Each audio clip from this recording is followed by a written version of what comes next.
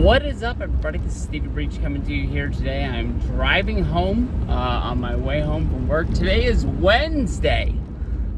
This morning, when I was getting up and getting ready for work, honestly, I went to go to bed around 8:30, and I had checked Netflix, and the Vince McMahon documentary had not been uploaded.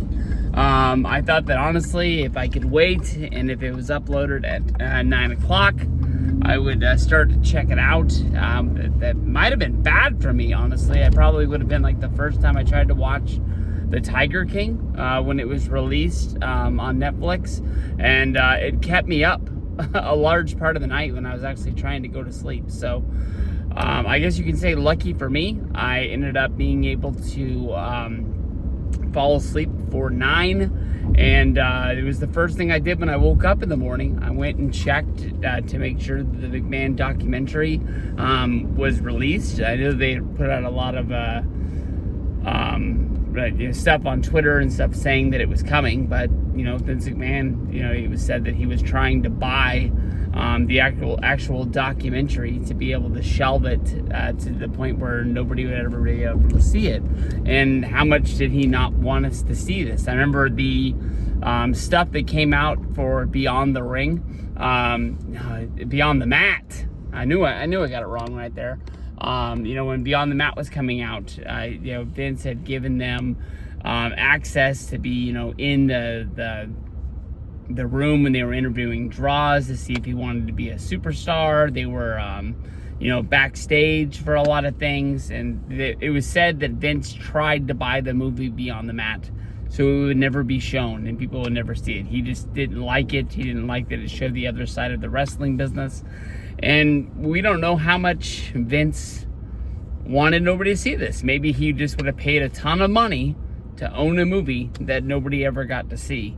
But like I said, it was on Netflix. I turned it on. I was able to watch a good 10 to 15 minutes of it as I was getting dressed and getting ready to leave for work.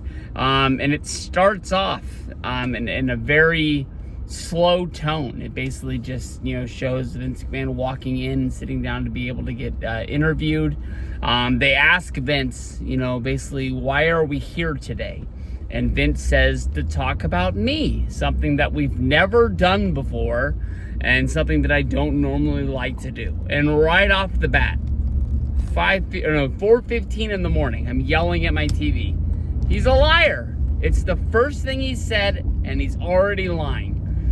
Basically, I remember the McMahon documentary that WWE made. I believe it was back in 2006. I believe that would be 18 years ago. WWE made a documentary. To me, honestly, I thought it was a very good doc at the time. They talked about Vince getting into the wrestling business, Vince and his father. Probably a lot of the things that in this documentary, telling the story of who Vince McMahon is, they're probably just going to be retelling exactly what was in that documentary. The one thing that I took from that documentary, more than anything else, I think that it actually ended up getting cut from the feature length documentary, but it was in the bonus features, was talking about his retirement and when he retired and who would take over the company. And they were tiptoeing around the fact of Stephanie and Triple H running the company because they hadn't really come out and said that Triple H and Stephanie were married. They didn't speak out against it. They just, if you knew, you knew. But they weren't going to go out of your way to tell you. But that was when, Triple H hadn't really stepped away from wrestling. He was still heavily involved. But they were starting to show him the other sides of the business and what it was like. And, they really were pushing to get him over to that in the later, 2010s, I guess you can say. After WrestleMania 26 is kind of when he took a heavier role, and to the point where he was running SmackDown and things like that. But I don't know. They sat down. They had the cast of characters that they would interview. We saw Linda, which honestly kind of surprised me for some reason. We saw Shane. We saw Stephanie, Triple H, Hulk Hogan, The Rock, Stone Cold Steve Austin, John Cena, Bob Costas. And I'm calling them out one after another. And one guy that really surprised me, that Bret Hart, and I said it right away, is that guy is going to be very negative in this documentary. I think that's why a lot of people who make documentaries like to interview him, is he is not scared to tell you what he thinks. And sometimes I don't always believe in what Bret does. I think WWE has always been very nice to Bret. They've kept him under contract. You know, they've had Legends deal after Legends deal. They use him and they bring him out whenever they can for documentaries and on TV. And he's gone out of their way to say very bad things about Triple H. He's gone out of his way to say very bad things about the company. And I don't know. I mean, he was the guy who brought the AEW championship out, and he said that he didn't know that it was going to be competition. He thought he was just doing some sort of indie appearance, and I think he lied his way through that as well. But, you know, that is going to be very interesting. Now, I left after about 15 minutes, and I will tell you honestly that right out of the gate, they tell you that this is going to be no puff piece. I honestly do believe that this was going to be a documentary about Vince McMahon that was going to touch on fringe topics. I mean, you have to, you know, talk about, you know, the stuff that happened in the 80s. It was not him, but the Ring Boy stuff of the 80s. And you can talk about, you know, the way that he didn't fully pay out on a lot of the deals he made for his you know, countrywide expansion of his company, and you know, him and Linda not repaying loans. I think they would have done that. The sexual harassment cases that would have came out against him. I know that they talk about the female referee whose name I honestly can't remember. But there was I remember the ring announcer's name. It was Paul DeGeorge, something close to that. You know, those two cases were kind of close to each other. I think that Vince just got this power in him, and it just took over his life, and it grew bigger and bigger like a big monster. The one thing that my girlfriend grabbed a hold of when he was going through all of this is he talked about the fact that he didn't know his father when he was growing up, that he lived with his mother and a stepfather who abused him until the age of 18. And she said that is something that, you know, probably really affected him to the point where he is today. I'm not looking to make excuses for him, but as we watch this documentary, I think that's going to be something that she probably wants to look more into. It sounded like there, but you know, I've seen more than what I've wanted to see today. It's been very hard to dodge things. It seems that the people that live on the UK, they got a little bit of an advantage, and they were able to actually watch this thing because it was released for them at night, and they didn't have to, you know, skip work or not go to work or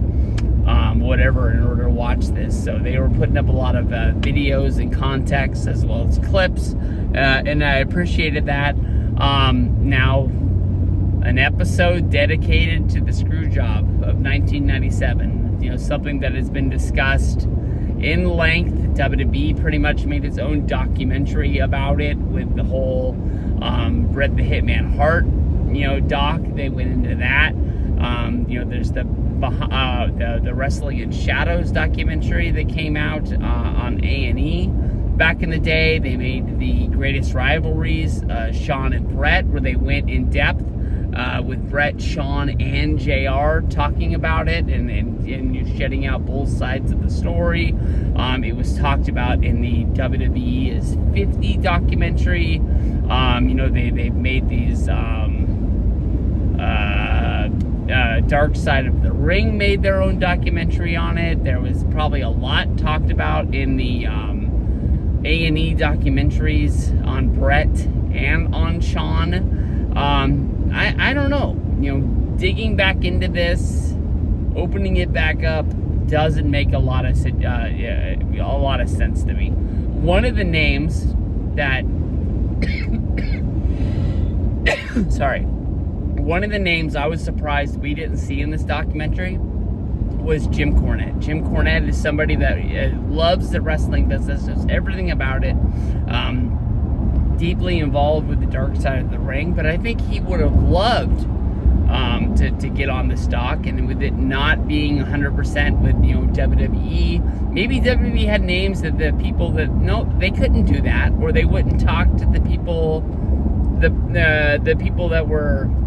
They didn't talk to the Janelle Grant girl, but I mean, they wouldn't talk to the people that he affected, I guess you could say. They wouldn't have been able to tell the other side of the story without it been, I don't know why Cornette's not in there. It seems like a slam dunk that if they would have called, offered him some money, he would have liked the limelight of being on the dock. He would have liked the payday. I think there's some good things that he could have said about Vince, and I think he would have been a great person to tell the other side of the story. Somebody who was involved in the booking committee, somebody who was on the road with Vince, and doing things, a lot of things like that. So he's one guy that I'm surprised about. But when I get home and I sit down and I start this doc, I think what I'm honestly going to do is break this down episode by episode. I am going to try and watch the entirety of the documentaries, but I think what we'll do is we'll take this episode by episode, and throughout the 6 episodes we'll make a video at the end of each one talking about it, because I think if I wait until the end and try and talk about 6 hours of show, there's going to be a lot of things we don't even touch on. So I'm looking forward to starting this as soon as I get home. I think the only break that I have to take would be picking my kids up from school in about an hour. So maybe if I sit down and get started right away,